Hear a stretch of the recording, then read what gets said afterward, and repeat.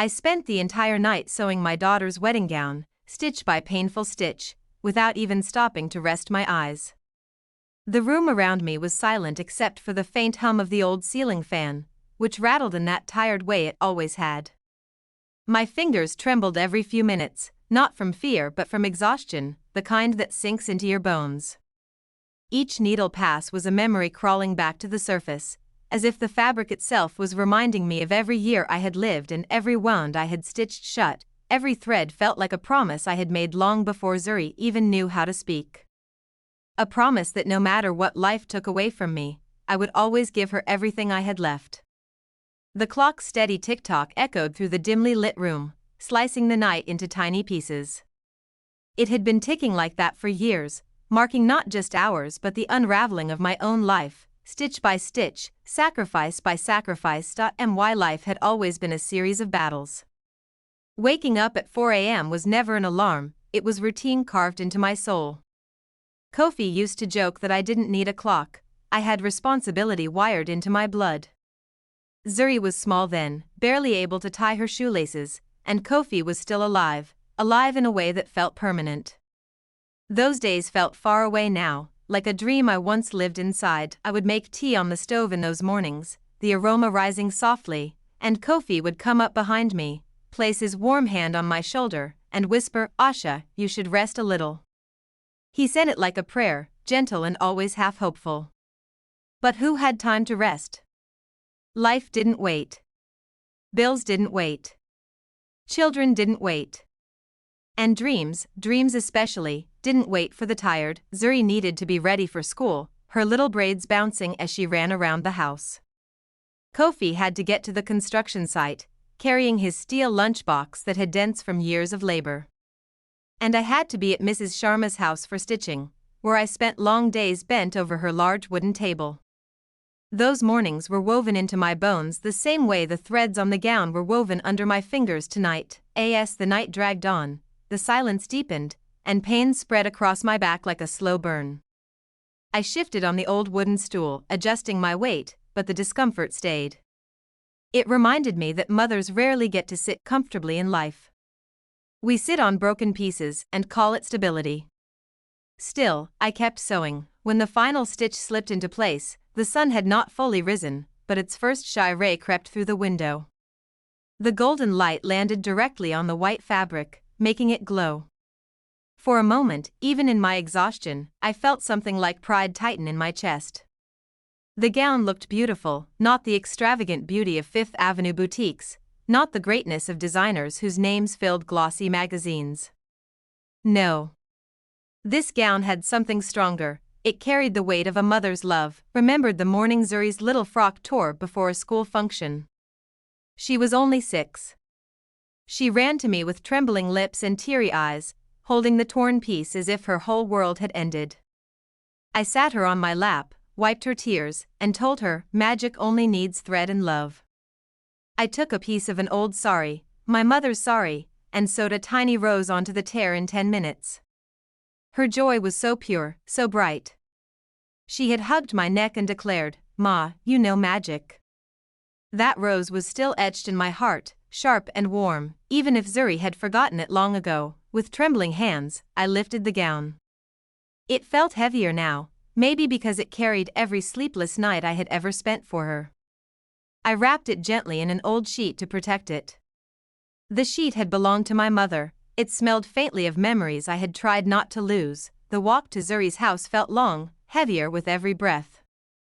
When I arrived, she was surrounded by her girlfriends. They were laughing, their polished nails tapping against delicate coffee cups. Zuri looked like one of those perfect, distant Hollywood brides you see on magazine covers, untouchable, glossy, sculpted by privilege. For a brief moment, pride bubbled inside me. My daughter. My creation. My miracle. But miracles fade quickly. Zuri looked up. Her eyes scanned me from head to toe with that cold, clinical precision I had never taught her. "Is that the dress?" she asked. I nodded, smiling with the softness mothers save for their children even after heartbreak, unwrapped the fabric carefully, as if revealing treasure carved out of night and pain and hope. She glanced at it for only a few seconds before the sneer formed on her lips. A sneer I had never seen before. A sneer that didn't belong to my child. This looks like something a poor person would wear. The words struck me like a slap I didn't see coming. Her friends exchanged glances. One let out a tiny laugh. Another covered her mouth like she was hiding amusement. My heart cracked, slowly, painfully, like old wood splitting. Before I could speak, before I even gathered breath, Zuri grabbed the gown and tossed it into the trash can. "I'm not getting married dressed like a seamstress, Mom." The cruelty wasn't even in her sentence. It was in the mom, the way she said it, like the word itself was an inconvenience. Air left my lungs. It didn't come back. I didn't say anything. Not a single word. I didn't trust my voice to hold under the weight of humiliation. I simply gathered my broken pride from the floor, turned around, and walked out before they could notice I was crying. The sun outside was bright, almost blinding. The heat pressed against my skin, but inside, I felt nothing but cold. A cold that seeped into my bones, slower and deeper with every step I took toward home. The road was a painful map of memories. I passed the small shop where I once stitched her first school uniform. I passed the park where she learned to ride a bicycle, her laughter filling the air like tiny bells. Every step was a reminder. I had built her world, and she had torn mine without blinking. Thought of the sleepless nights. The fingers rubbed raw from fabric. The years spent hunched over my machine. The calluses on my palms. The meals skipped. The dreams abandoned. All for Zuri. And now I wondered, when had love become something shameful? When I finally reached home, I couldn't bring myself to sit immediately. I stood in front of my sewing machine. It stared back at me, silent and tired, like it understood my pain. I touched the pedal, remembering the thousands of dresses I had crafted. The machine had always been my companion in grief and joy. But now, tonight, its silent form seemed like a witness to the moment my heart cracked open. I sat down slowly, my hands trembling. Its usual gentle whir felt like a lament, a soft morning song. A strange calm washed over me, a calm that was cold, heavy, and dangerous. The kind of calm that arrives only when something inside finally stops breaking and starts hardening. Days passed. Zuri never called. Not even once. I heard through neighbors that her designer gown from Paris had arrived. Perfect.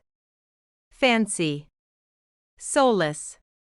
A gown made from money, not memories, but perfection without soul is just fabric, and that foreign dress would never tell her story, not like mine did. Then one afternoon, when the house felt quieter than usual and my thoughts had grown too heavy for the four walls to bear, I found myself walking toward Zuri's home again. I wasn't entirely sure why. Maybe I wanted closure. Maybe I wanted answers. Or maybe I simply wanted to retrieve the one thing that still held my love inside it, the gown. My breath felt uneven as I approached her gate, a dull ache rising in my chest that I tried to ignore. I waited outside until I saw her leaving in a hurry, her heels clicking against the concrete like she was too busy for the world. Once she drove away, I slipped inside quietly. The air inside her house smelled like expensive perfume, like a life that had climbed too high to remember its own roots. Fresh flowers sat in a crystal vase, their petals too perfect to be real. The furniture gleamed. The curtains draped like something from a magazine. Everything here looked untouched, as if life itself was only allowed to exist in controlled doses. But in one corner of the room, among all the beauty and polish, sat the metal trash can. It hadn't moved. It hadn't even been emptied. My heart tightened as I walked toward it. The dull clang of my bangles echoed faintly in the room with every step I took. I reached the trash can and slowly looked inside. There it was. My dress. My night. My love. My sacrifice. My story, wrinkled. Crumpled. Stained by coffee drops and smeared makeup. Humiliated, but whole. For a long moment, I simply stared at it. I didn't breathe. I didn't blink. It felt like seeing my own heart discarded in a place where even strangers wouldn't dare to look. My fingers trembled as I reached in and lifted the gown out, its weight heavier than before, heavier with insult, heavier with pain, heavier with truth. Pressed it against my chest and closed my eyes. Something inside me, something old and quiet, awoke. This was not just a dress anymore. It was my dignity. I carried it home like a wounded child. When I arrived, I washed it gently, layer by layer, as if tending to an injured soul. I pressed it carefully, letting the steam soften the creases life had left on it. And then, slowly, lovingly, I began to adorn it again. If the first version was made from love, this version would be made from memory. Every twinkling star I sewed onto the fabric represented one of Zuri's joys, from the day she learned to walk to the day she brought home her first prize. Every pearl I placed was one of her tears, times when she cried in my lap or needed my arms around her. I stitched them gently, knowing each one held a story, a moment, a heartbeat. Inside the lining, I added a hidden pocket and placed a folded note inside. To my dear daughter, whenever you read this, know that your mother is always with you. I smoothed the pocket flat with my palm, feeling as if I had tucked a tiny piece of my soul into the dress. I spread the gown across my work table and watched the sunset light fall upon it. The orange glow made the fabric shimmer and sigh softly, like a tired woman leaning into the evening. It was beautiful even in its misery, just like a mother who continues to love even after being wounded again and again. As my hand slid over the seams, something inside me shifted. The pain didn't disappear, but it changed shape. It sharpened into resolve. This dress would not end up in the garbage again. Not this time. Not after everything it represented that night. I locked myself inside my small studio. The old machine blinked quietly, waiting for me. The room smelled like fabric and warm light. I didn't sleep for days. I didn't even keep track of time. Time didn't matter. Hunger didn't matter. Only the dress mattered. Only the transformation mattered. Embroidered crystal flowers onto the hem, each petal shining like a frozen tear. I added vintage lace that had belonged to my mother, the one she wore on special occasions. With every thread I pulled, I hid something more than embellishment. I hid chapters of my life. The days I spent alone after Kofi died. The years when Zuri's school fees kept me up at night. The mornings I walked miles because I couldn't afford the bus. Every stitch was a memory. Every thread a prayer. As the dress transformed, so did I. Realized I was no longer the woman who bowed her head when her daughter spoke with disdain. I was not a mother who tolerated disrespect in the hope of love. I was a woman who had rediscovered her backbone, her pride, her identity, piece by piece, stitch by stitch. By the time I finished, the mirror showed me a different reflection. My eyes were no longer soft with old disappointments, they were sharp, clear, steady. The gown sparkled beneath the studio lamp, but its brilliance was not just beauty. It was truth. It was justice. It was everything I had ever held inside and finally allowed to come out. The wedding day arrived, hadn't planned to attend. But destiny, or maybe dignity, whispered otherwise. I wore my simple cream dress.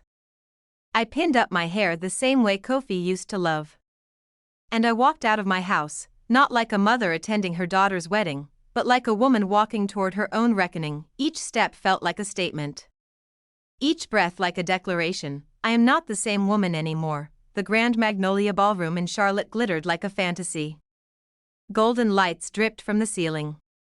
Soft music floated in the air. Laughter and chatter filled the room along with the sweet scent of jasmine and champagne. The place looked like the world Zuri wanted, grand, flawless, distant. She stood at the center of it all, radiant in her foreign lace gown imported from Paris. The dress was perfect in a cold, empty way. Beautiful, yes. But hollow. Like a diamond without a story. She did not notice me enter. I didn't want her to. Not yet. I stood near the door, leaning against the wall. Nobody offered me a seat. The guests brushed past me without a glance. But I didn't mind. I wasn't there to blend in. I wasn't there to be invisible. I was there for truth. My hands trembled, not with fear, but with the weight of everything I was carrying. Because tonight wasn't just another night. Tonight My daughter would not just have a wedding, she would have a lesson. When the clock struck 10, the sound felt like a calling. I took one step. Every pair of eyes turned to me. Conversations halted mid-sentence. Zuri looked up. Her smile slowly disappeared. In that moment, I realized destiny had been preparing me for this night long before Zuri was even born. Held up the white linen bag, whispers spread across the room like ripples on still water. Some people laughed under their breath. Others stared with confusion. But the moment I opened the bag, the room fell silent. I took out the dress. Not the one she threw away, but the one I rebuilt. The one I resurrected. It shone under the ballroom lights. The crystals glimmered like dew. The lace looked like something woven by angels. The fabric radiated dignity. A gown worthy of any queen. The silence was so deep, it felt holy. Zuri took a small step back, her heels wobbling as if the ground beneath her had suddenly shifted. Her eyes widened, filling with tears, not the dramatic kind people cry for attention, but the raw kind that come when truth finally forces its way into a person's soul. For the first time in years, those tears were not my fault. They were hers. Hers to face. Hers to understand. "What is this?" she whispered, her voice cracking like fragile glass, stepped closer, holding the gown like a sacred offering. "Your dress, daughter," I replied softly. "The one you rejected." She blinked rapidly, ashamed, confused, overwhelmed. The guests leaned forward, holding their breath. Even the groom froze, his hand hovering in midair. "But, it's beautiful," she whispered. "Yes," I said, my voice steady as a mountain. "I transformed it just as I transformed myself. You threw it in the trash, but I didn't. Because there are some things a mother does not abandon, even when they are despised." Those words didn't come from anger. They came from truth. From wounds. From years of silence. From the corners of my soul where a mother carries all the hurt she never speaks of. The crowd stood perfectly still, watching the two of us, mother and daughter, facing each other like reflections of past and present. Lifted the dress higher, the crystals catching the light like tiny stars. "This dress was not sewn with money," I said, my voice echoing through the ballroom, "but with sacrifice. With nights I did not sleep. With the years I refused to give up. Every thread carries my story. Every stitch carries my name." Some people gasped. Others wiped tears. Even the groom's mother pressed a hand against her chest, visibly moved. Zuri covered her face with both hands as if hiding from the truth that was finally catching her. "Mom, please stop," she whispered. "No, daughter," I replied with a calmness I didn't know I possessed. "Stop is what I told myself when I watched you feel ashamed of me. Today, I did not come to complain. I came to remind you of where you come from." Those words settled over the room like warm rain. And then, it happened. Applause, soft at first. Then stronger. Louder. People stood up one by one, bridesmaids, uncles, strangers, even the groom's mother, all clapping. Not for me. Not for the dress. But for the truth. Zuri fell to her knees, her tears dripping onto the polished floor. She looked small, fragile, like a child again. For a moment, I saw the little girl who once hugged me and said, "Ma, you know magic." I walked to her slowly, each step filled with years of unspoken hurt and unbreakable love. I bent down, took her face gently between my hands, and whispered, "There is no shame in being humble, my child. The shame is in forgetting who taught you how to fly." She cried harder, her shoulders trembling. She reached out to hug me, seeking forgiveness like a drowning person seeks air. But I stepped back, not out of cruelty, but clarity. "Not yet," I said. "Not until you learn what it truly means to love."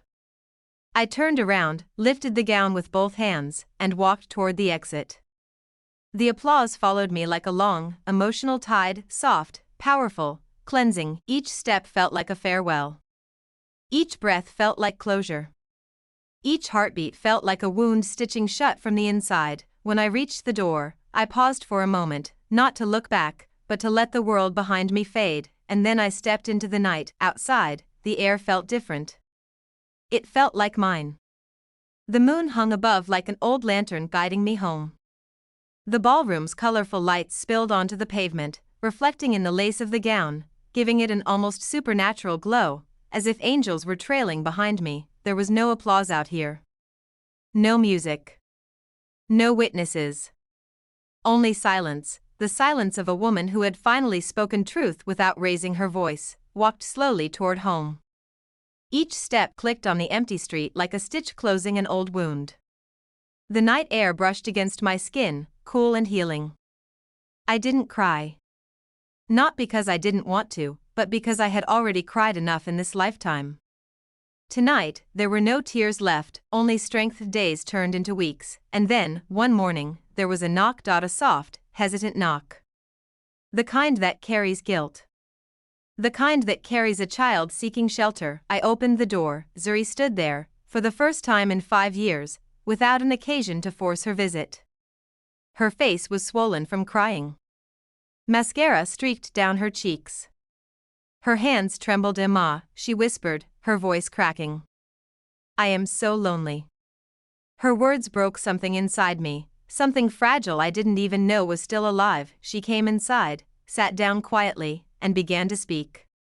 She spoke of her mother-in-law's endless expectations. Of the pressure. Of the silence in her new house. Of how her husband didn't understand her. Of how she didn't feel like she belonged anywhere. I didn't interrupt. I didn't judge. I just made her tea, just like I used to when she was small. The aroma drifted between us like a forgotten memory returning home. Her eyes wandered around my room until they fell upon the gown, now displayed proudly on the wall of my bedroom like a crown reclaimed. "Ma," she said softly, "will you teach me how to sew?" For the first time in a long time, I smiled with my whole heart. "I have always been ready, my daughter," I replied, and she cried again, but this time, not from shame. This time, from healing. Now, every Saturday she comes to me. We stitch together. She brings modern designs, sharp, stylish, fashionable, and I teach her the traditional embroidery my mother once taught me. Generations flowing through fingers, thread carrying stories across time. Eventually, we opened a shop together, Ashazuri Designs. A name stitched with love. Customers come, admiring the blend of modern cuts and traditional soul. Sometimes Zuri watches me work and whispers, "Ma, there is a magic in your hands that no one else possesses." I simply smile, because she doesn't know, the real magic was never in the needle. It was always in love. Every stitch is a new hope. Every thread a new story. And every day we work together, we mend not fabric, but our hearts. And so, after years of struggle, heartbreak, sacrifice, and silence, I finally learned a truth mothers often forget: dignity, too, is sewn stitch by stitch.